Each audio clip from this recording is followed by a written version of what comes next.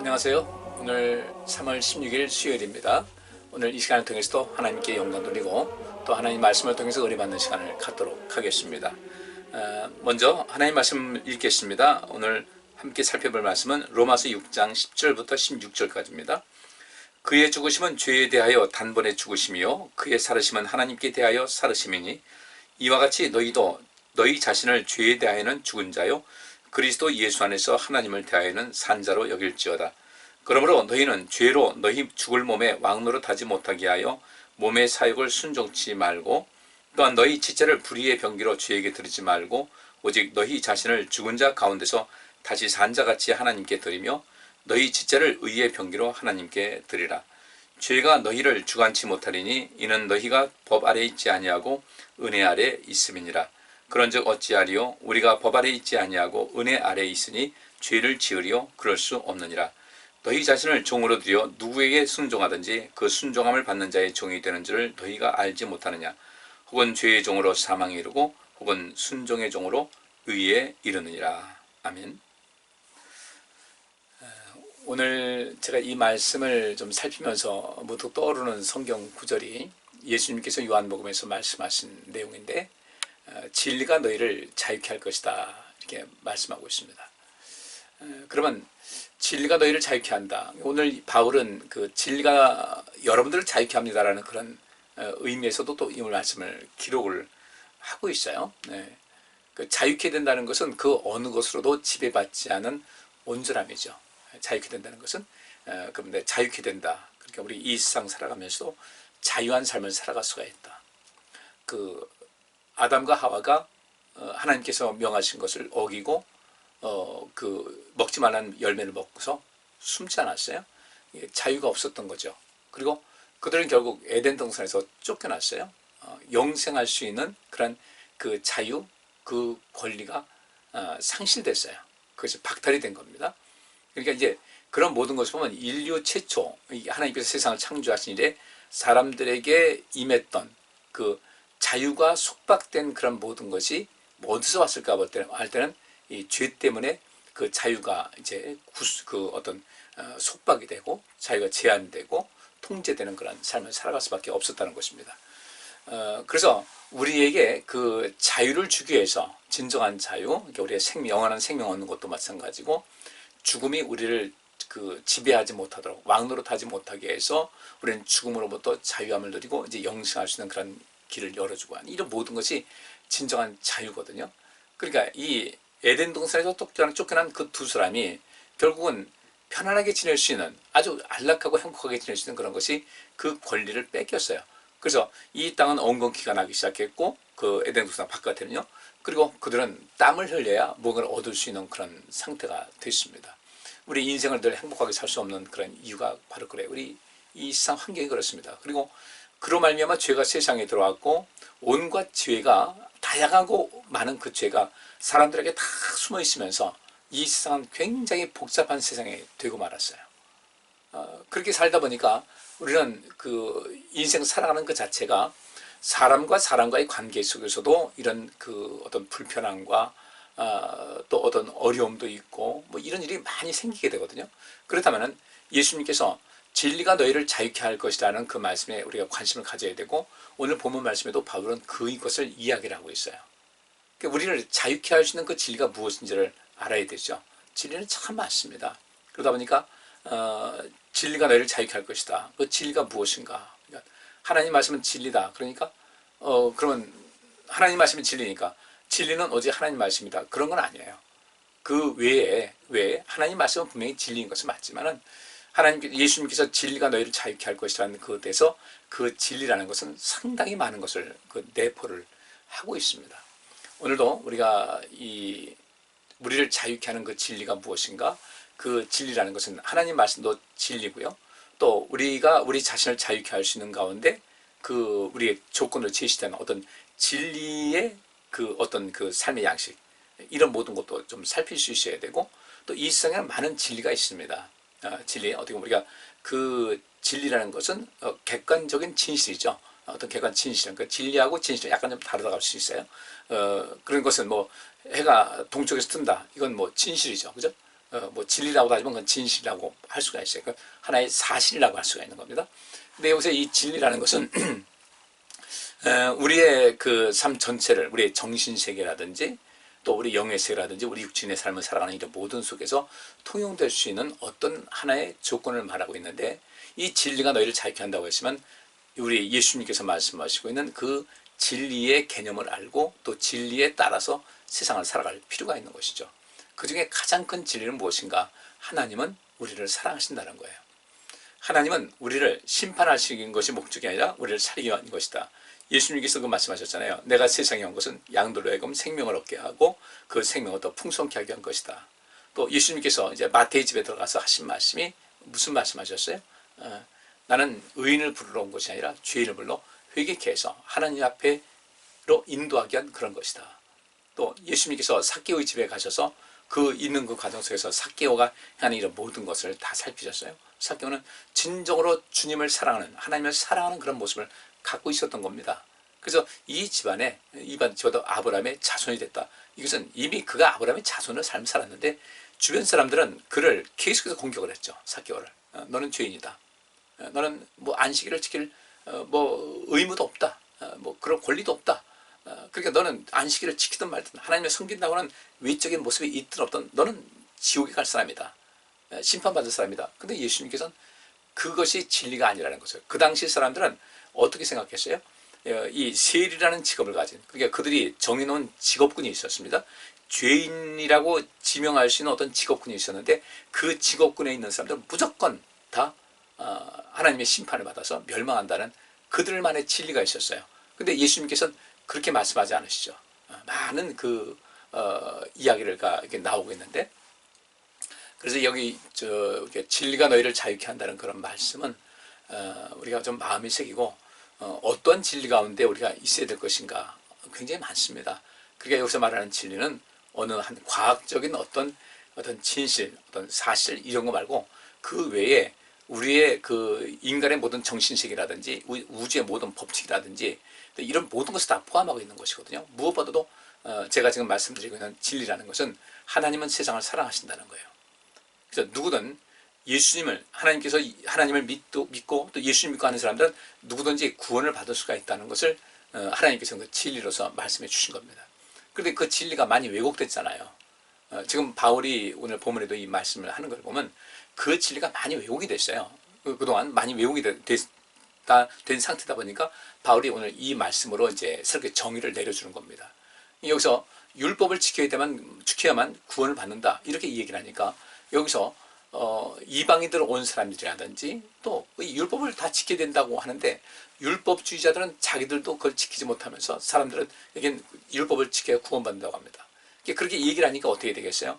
사람들 보이는 앞에서는 자기들이 굉장히 거룩한 척 하는 것이겠죠. 거룩한 척 하려니까 어떻게 해요? 옷이라든지 맵시라든지 이런 몸에 달고 다니는 이런 것을 철저히 해서 난 이렇게 된다고 그러는데 그들이 그 옷을 벗어놓고 있는 한, 또 혼자 있는 한 그들은 고독할 수밖에 없는 그런 연약한 인간에 불과하다는 것이죠. 그러면 우리는 그 진리가 너희를 자유케 한다는 그 말씀은 하나님 앞에 내가 죄인됨을 고백할 때 그때 우리가 진정한 자유를 얻을 수가 있는 거예요. 그렇잖아요? 성경에서 죄 없는 사람은 없다.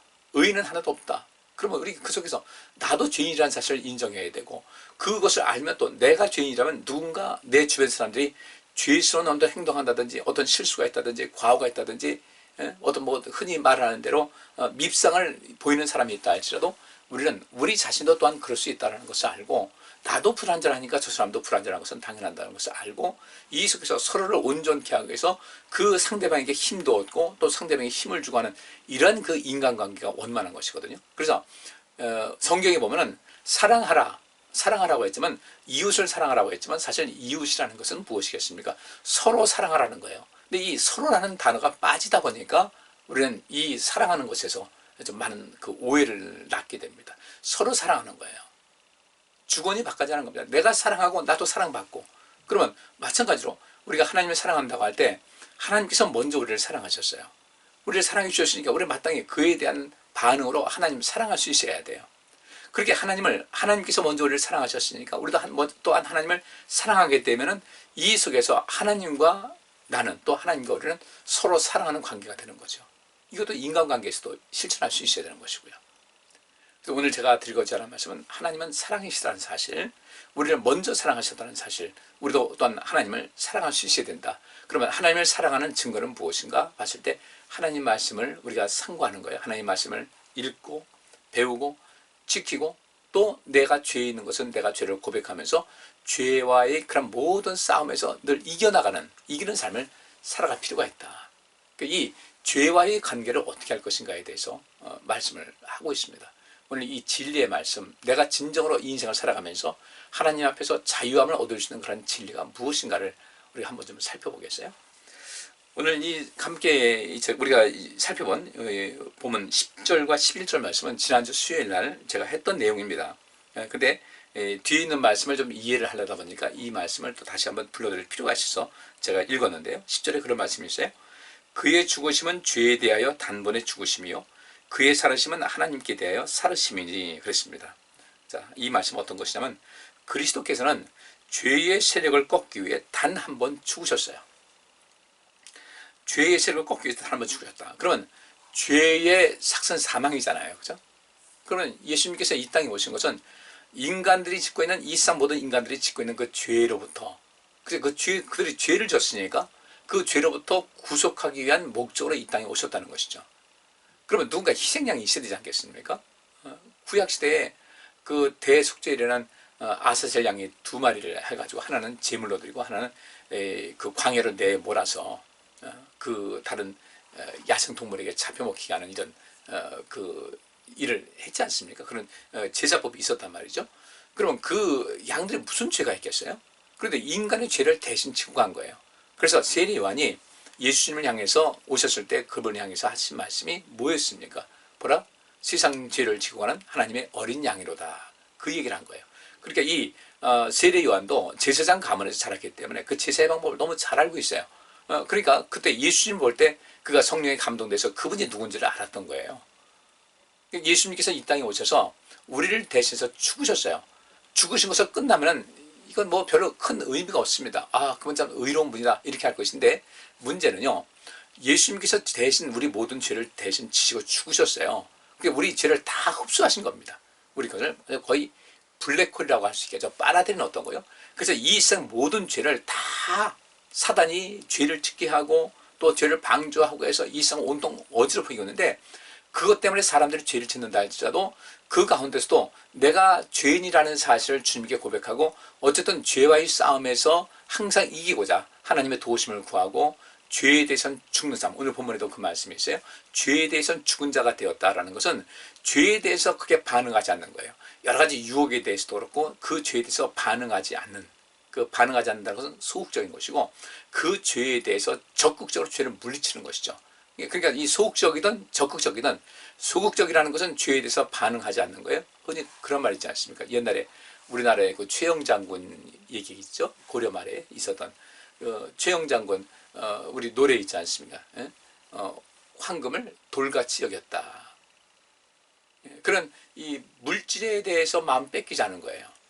물질에 대해서. 그러면 이 세상 전체 온 세상에서 이 정치인들 치고 이 돈하고 관계 없는 정치인이 누가 있겠어요? 왜냐면 정치하려면 돈이 있어야 되거든요. 그러니까 이 정치를 하려면 돈이 있어야 된다. 필요하기죠. 어찌 보면 필요하긴데. 그러니까 거기서 너무 지나치게 이제 몰입하다 보면 그 주어진 권력으로서 영광을 받지 못하고 어떻게 나중엔 패착이 되는 경우가 너무 자주 눈에 보이는 거예요.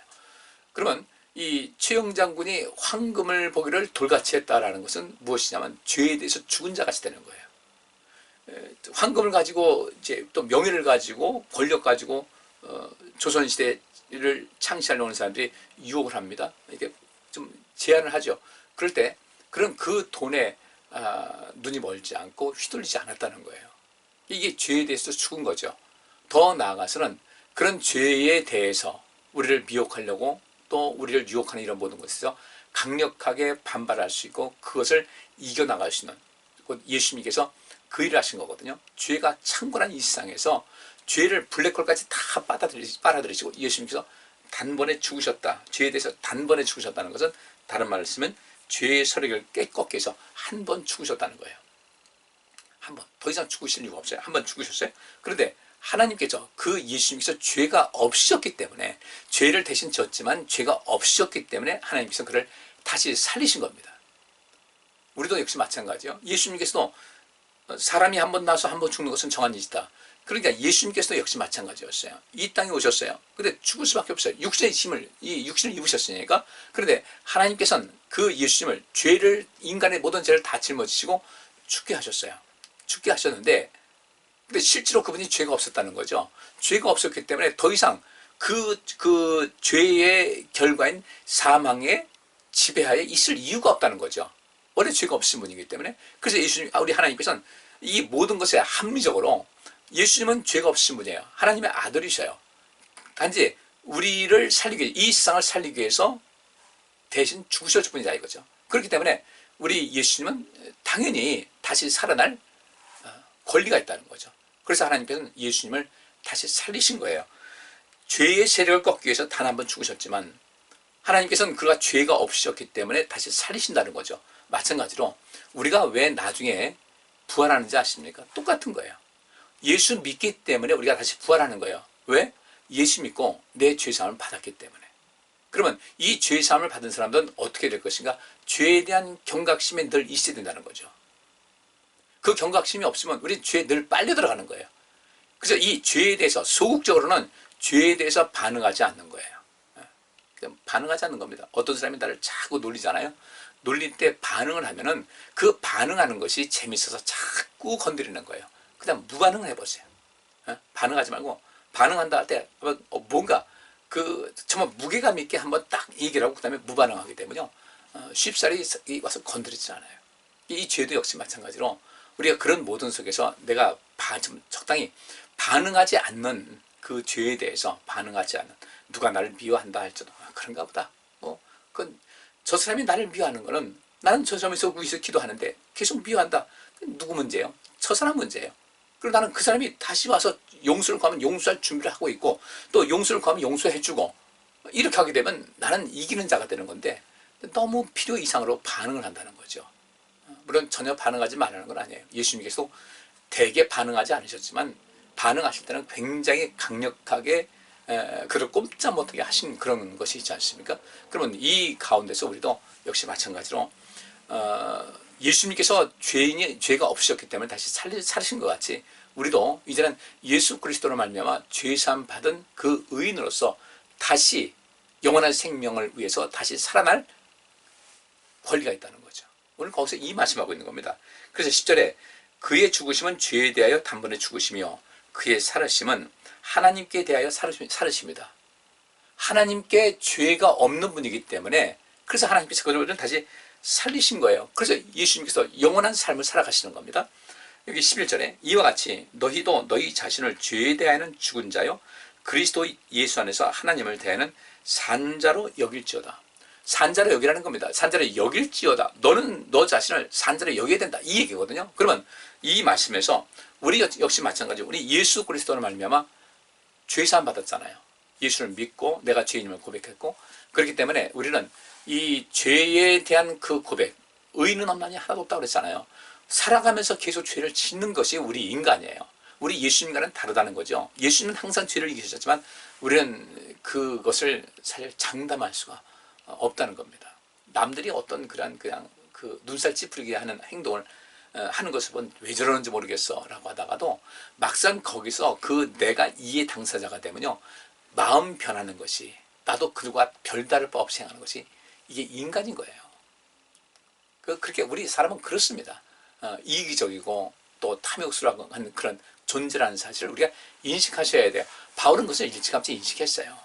자기는 그렇다는 거죠.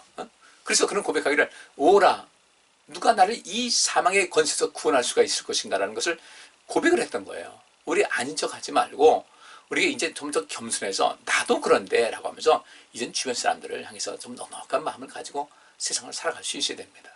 인생이 그렇기 때문에 우리도 마찬가지예요. 누구든 장사 없어요. 장사 없어요. 누구든 고고한 척 하지만은 어떤 아주 그냥 정말 최악의 상황에서는 사람들 자신할 수 없는 것이 우리 인생이라는 것을 아셔야 되는 거예요. 그래서 이기신 분이 예수님만 이기셨죠. 그리고 그저 얼마만큼 이기느냐의 어떤 정도 차이지 사람들 다 문제가 있다는 겁니다. 그래서 예수님께서 그렇게 죄에 대해서 이제 죽으셨어요. 죄, 사망의 권력, 죄의 세력을 꺾고 그 다음에 그 죽음의 권세를 멸하기 위해서 한 번 죽으신 거예요. 단 한 번 죽으셨지만 하나님께서는 그 죄가 없으셨기 때문에 다시 살리셨다. 이것은 하나의 부활의 첫 열매인데 그 부활에 예수님께서 향하신 보여주신 그 부활의 그 결과를 우리가 얻기 위해서는 우리도 역시 마찬가지로 이 죄에 대한 개념이 보다 더 분명해야 되겠다는 겁니다.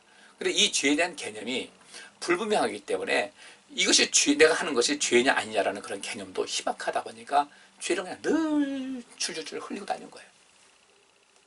그래 암만 하나님 말씀 들어도 내 마음이 그러면 그 말씀에 귀에 들어오지 않는 거예요. 이 부분에서 다른 사람이 그렇다 할지라도 나는 그러지 말았잖아요. 나 자신을 지키기 위해서 다른 사람도 그런데 하지 말고 나는 하나님 말씀 가운데 지키고 사는 것이 우리에게 매우 중요하다. 그래서 너희도 너희 자신을 죄에 대한 죽은 자요. 우리 예수님께서 그 죄를 꺾기 위해서 죽으셨고 죄가 없으셨기 때문에 다시 살리신 것 같이 우리 역시 우리 자신을 죄에 대해서는 죽은 자가 돼야 되겠다. 반응하지 말고 또 우리가 늘 죄진 것도 하나님께 고백하면서 죄가 나와는 정말 상관없는 그런 모습을 만들어내는 이제 힘을 다하게 되면 그리스도 예수 안에서 나 역시 하나님 앞에서는 영원한 생명 얻은 새 생명 얻은 그런 존재라는 사실을 확실하게 인식하셔야 된다는 겁니다. 그리고 우리가 어떤 새 것을 사잖아요. 차도 새로 사면요. 샀는데 조금 스크래치가 났어요. 막 속상하죠. 한참 타다 보면요. 조금 스크래치 나도 그런가 보다. 낡았기 때문에. 우리 그렇게 하지 말고 차는 그렇다 할지라도 우리 속사람은 날마다 새로워지셔서 좀 더 청결하고 좀 더 온전한 삶을 살아가는 일에 힘을 다하셔야 되겠다. 그리고 우선 너는 할 것 없이 다 죄인인데 남의 죄 거기 휩쓸지 말고 그냥 부안해동하지 말고 내가 나 자신을 철저하게 지키면서 하나님 앞에 순결한 삶을 살아가는 것이 매우 중요하다는 겁니다. 그렇기 때문에 12절에 이렇게 얘기해요. 그러므로 너희는 죄로 너희 죽을 몸에 왕노릇 하지 못하게 하여 몸의 사역을 순종치 말아라. 죄에 대해서 죽은 사람이 되라는 것이 바로 그거예요. 죄로 너희 죽을 몸에 왕노릇 하지 못하게 하라. 이 너희 죽을 몸이라는 것은 우리는 그렇게 나약한 존재라는 거예요. 나약한 육신, 우리 겉사람. 더 이상 이 죄가 우리의 나약하고 또 연약한 육신을 지배하지 못하도록 육신의 욕망에 빠져들어가게 하지 말자. 모든 죄가 사실 욕심 때문에 오는 것이거든요. 거의 다 그렇습니다. 욕심 때문에 그렇게 돼요. 그러니까 우리는 이 욕심을 좀 버리고 살아가는 훈련을 계속해서 해나갈 수 있어야 돼요. 그 욕심이라는 건 다른 것 아닙니다. 아주 하찮은 것인데도 그 욕심을 부리고 그런 경우 많이 있거든요. 이건 우리 한번 돌아보세요. 내 안에 어떤 욕심이 있나? 그리고 막상 쥐고 나면 별것 아닌 거예요. 어느 가수가 그렇게 불렀어요. 장난감 사달라고 그렇게 애가 졸랐어요. 장난감을 사달라고 살라니까 받았어요. 거기 가서 그랬으면 장난감을 사달라고 해가지고 때를 써가지고 받았는데 장난감을 바꾸어서 그것을 바라보고 얼싸안고 놀다가 귀엽고 부숴버리는. 그리고 내일이면 벌써 그를 준 사람을 잊어버리는 아이처럼. 그게 우리 인생인 것 같아요. 일단 손에 쥐면 그 다음엔 별로 의미가 없어요. 그거 사고 싶어요. 여러분 그 쇼핑을 사정없이 하는 분들 마찬가지잖아요. 보면 막 견물생심이라고 막 사고 싶은 거예요. 사고 싶은데 배달이 왔는데 배달이 왔음에도 불구하고 그 다음엔 산 것으로 만족하지 그걸 뜯어보지도 않아가지고 이런 경우가 왕왕 있거든요. 이 욕심입니다. 욕심이요. 불필요한 욕심이요. 정말 내게 필요한 것만 살 수 있으면 좋겠다라는 것을 우리가 가져야 돼요. 그리고 이 세상에 사기치는 사람들은 그 인간의 욕심을 계속해서 자극을 하는 거죠. 그래서 같이 함정에 빠지게 되는 건데 여기 있는 말씀대로 우리 그 인생에서 몸의 사역을 순종치 말고 13절에 또한 너희 지체를 불의의 병기로 죄에게 드리지 말고 너희 자신을 죽은 자 가운데서 다시 산 자같이 하나님께 드리며 너희 지체를 의의 병기로 하나님께 드려라. 우리의 육신의 한 부분이라도 죄에 내맡겨서 우리가 악의 도구가 되어서는 안 돼요. 내가 갖고 있는 지식도 악의 도구를 삼아서는 안 되고요. 그 어떤 것도 악의 도구를 삼지 말고 우리 자신을 죽은 자 가운데서 다시 살리셨잖아요. 우리가 하나님의 은혜 가운데, 예수 그리스도의 은혜 가운데 살아났잖아요. 그러면 우리 예수님은, 또 우리 하나님은 우리의 생명의 은인이시잖아요. 성령님 역시 우리에게 힘 주셔서 우리가 은인이시잖아요. 그런데 그 하나님에게서 벗어나서 우리를 의의 지체로 삼으셨는데, 이미 의의 지체로 삼으셨는데, 우리가 이미 의롭다고 여기시고 주님께서 그렇게 여겨주셨는데, 이 불의의 병기로 죄에게 들지 말고 우리 몸을 의의 병기로 하나님께 드리라. 의로운 일에 쓰임받을 수 있도록 우리 하나님께 드리라는 거죠. 14절에 죄가 너희를 주관치 못하리니 이는 너희가 법 아래 있지 아니하고 은혜 아래 있음이니라. 우리가 그 하나님의 은혜 가운데 들어왔어요.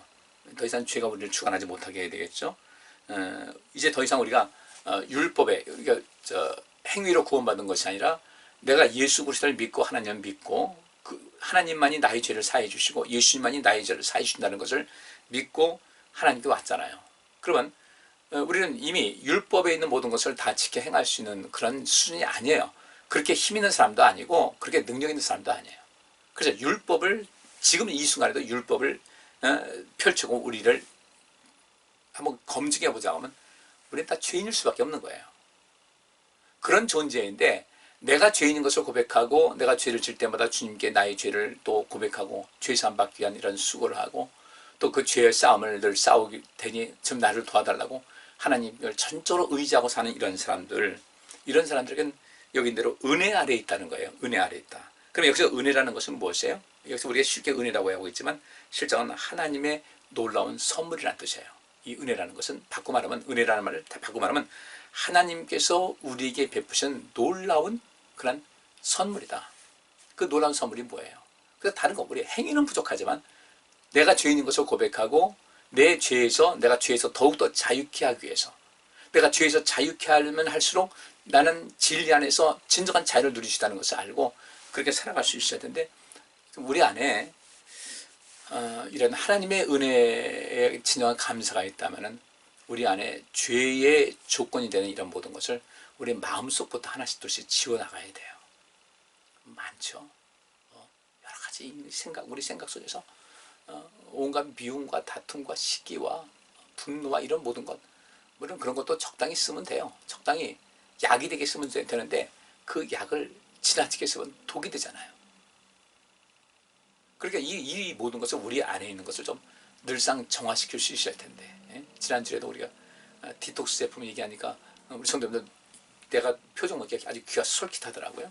내 몸에 있는 독소를 빼내자. 몸에 있는 독소를 빼야 암에 걸리지 않는다. 뭐한다 하니까 관심은 있는데 실제로 우리 몸에 있는 독소가 이미 뭐 들어올 수 있잖아요. 뭐 그분들은, 우리 사람들이 한 달이면 신용카드 한 장만큼의 플라스틱을 먹는다고 하지만 사실 그만큼 먹는 것만큼 우리가 배출되는 것도 많거든요. 그건 그분들이 이제 그 제품 팔라다 보니까 이제 그런 얘기를 한 거예요. 그만큼 먹는다.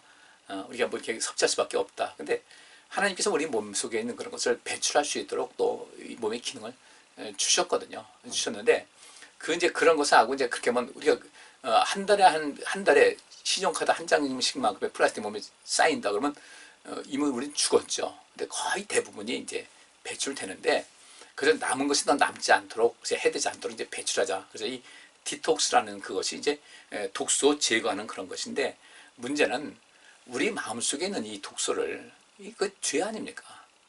우리 몸을 그 어떤 해독하는 것에 디톡스에 관심만 갖지 말고, 정말 중요한 것은 우리 온 영혼에 몸의 독소도 빼야 되겠지만 우리 마음의 독소도 빼야 되고 심리적인 것도 빼야 되고 영의 독소도 빼야 되거든요.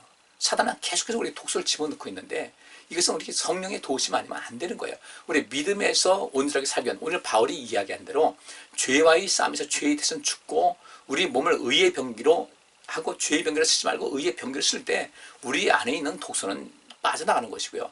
사단은 계속해서 패할 수밖에 없는 거예요. 근데 우리는 내 안에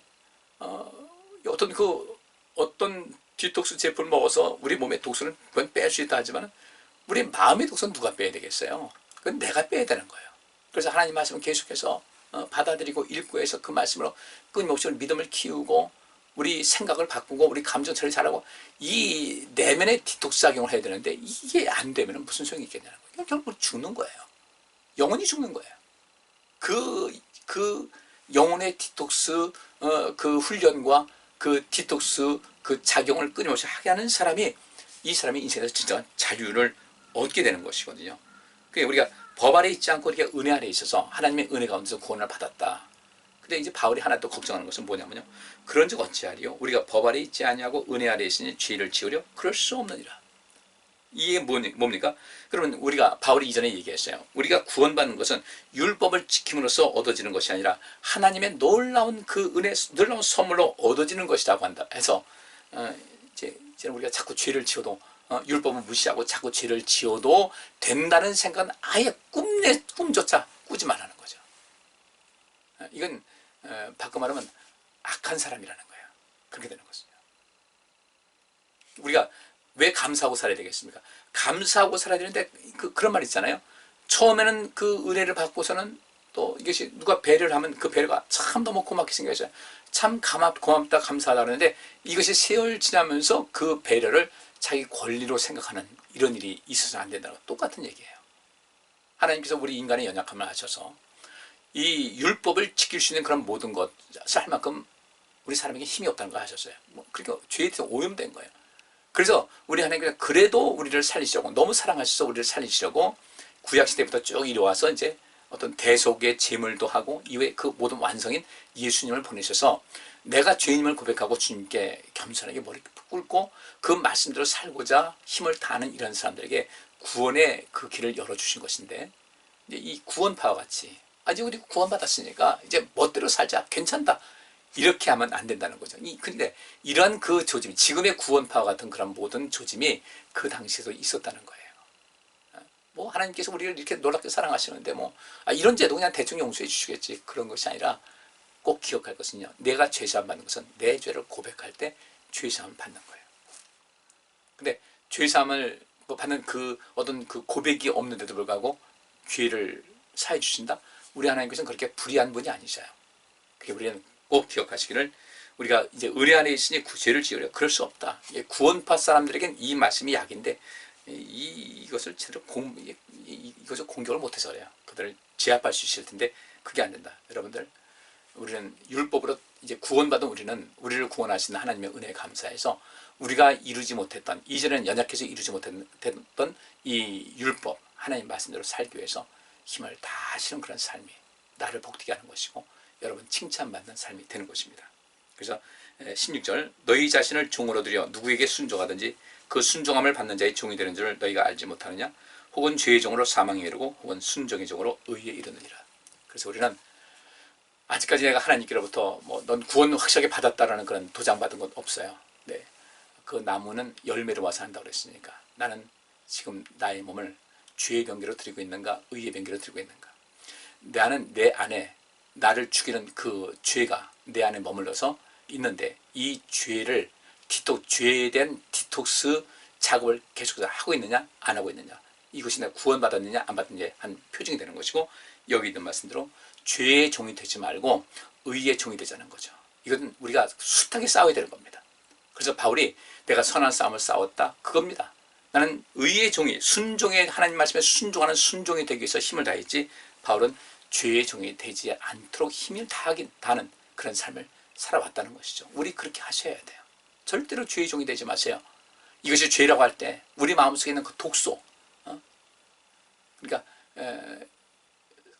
갈라디아서 5장에 성령의 생각 또 육신의 생각이 있잖아요. 그 육신의 생각 바라보시고 계속해서 우리 점검하시면서 내 안에서 나에게 도구로 작용해서 나를 죽이는 이 모든 것, 이 디톡스, 영적인 디톡스, 마음의 디톡스, 육체의 디톡스 잘 하셔서 여러분 몸이 순종의 그 종으로서 하나님 앞에 서서 구원의 확증을 받는 여러분 삶이 되시길 바랍니다. 구원 우리가 쉽게 아무나 받는 거 아니에요. 이 오늘 말씀드린 이것 하지 않게 되면 우리는 구원에 이루었다고 자신할 수가 없는 거예요. 열매를 모아서 나무를 한다. 여러분 열매는 어떤 모습입니까? 기도합니다. 하나님 저희들 순종의 종으로 살게 하시고 우리 몸을 의의 병기로 주님 앞에 드려서 구원을 확실하게 받은 하나님의 자녀로서의 증거가 있게 하여 주옵소서. 죄와의 싸움에서 늘 이기게 하시고 죄에 대해서는 죽은 자여 하나님 앞에서는 산 자로서 인생을 살아서 우리 주님께로부터 칭찬받고 사랑받는 하나님의 놀라운 그 선물이 우리 속에 계속해서 채워지는 복된 삶을 이어지게 하여 주옵소서. 예수 그리스도의 이름으로 기도하옵나이다. 아멘. 예, 감사합니다. 편안한 밤 되시고 늘 주 안에서 승리하는 삶을 사시길 바랍니다.